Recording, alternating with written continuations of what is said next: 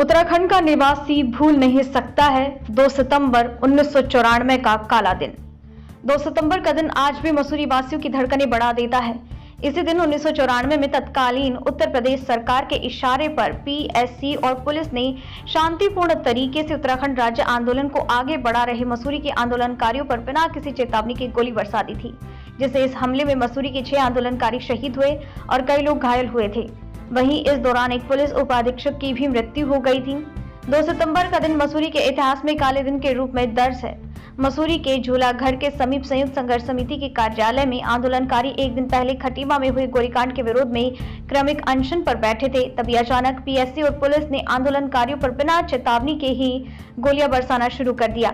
Police की बर्बरता इतनी क्रूर थी कि महिलाओं के माथे से संगीन लगाकर उन्हें गोली मार दी गई, जिससे कि मौके पर ही हंसा धनाई बेलमती चौहान वीरगति को प्राप्त हुए। इस दौरान वहां पर चीख पुकार और अफरा तफरी का माहौल पैदा हो गया था। नवभारत समाचार मसूरी से मनीष गंगोली की रिपोर्ट।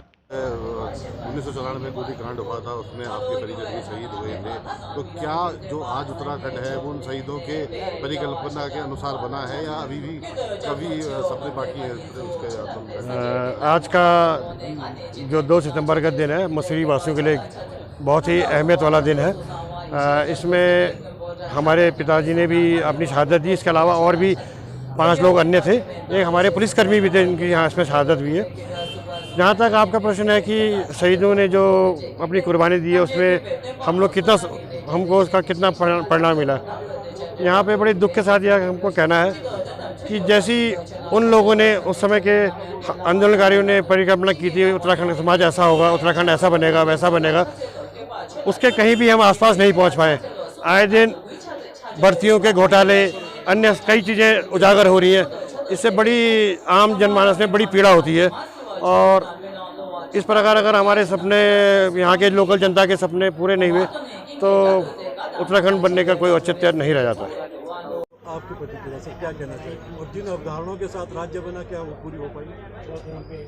देखिए, 22 वर्षों में अलग अलग गवर्नमेंट्स रही हैं और अगर हम समग्रता में, इन टोटलिटी में अगर विश्लेषण करें, सिंहावलोकन करें, समीक्षा करें, तो जिस मूल अवधारणा से इस राज्य के लिए संघर्ष, बलिदान, त्याग और सब कुछ हुआ था, लग रहा है कि अभी मूल अवधारणा दूर है।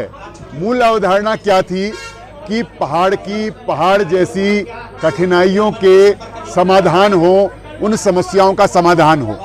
तो वो पहाड़ जैसी कठिनाइयाँ अभी समाधान की ओर अग्रसर हैं। अभी बहुत सी चीज़ों का समाधान होना शेष है। तो 22 वर्षों का अगर समीक्षा करें तो बहुत उत्साहजनक नहीं कह सकते हैं। बहुत ही मूल अवधारणा के अनुरूप अभी पहाड़ में ऐसा कुछ नहीं हुआ कि हम फक्र महसूस करें या गौरवान्वित महसूस करें। तो सर, इस हाँ, को लेकर के किसको उत्तरदायी मानते हैं? सर, जिस तरह का व्याप्त भ्रष्टाचार है, क्या ये अवधारणा थी इसलिए हमारे शहीदों ने? नहीं, हमारे राज्य के लिए जो संघर्ष, शहादत और ऐतिहासिक संघर्ष हुआ, उसकी मूल अवधारणा उत्तराखंड को एक मॉडल स्टेट, आदर्श राज्य, उत्तराखंड के लोगों के चरित्र आचरण के अनुरूप थी। क्योंकि उत्तराखंड के जो निवासी हैं उनको पूरे भारत के और दुनिया के अंदर भोला भाला, सरल, ईमानदार व्यक्ति माना जाता है। तो उसी की संस्कृति और आचरण के अनुरूप हमने अलग आदर्श राज्य का सपना देखा था।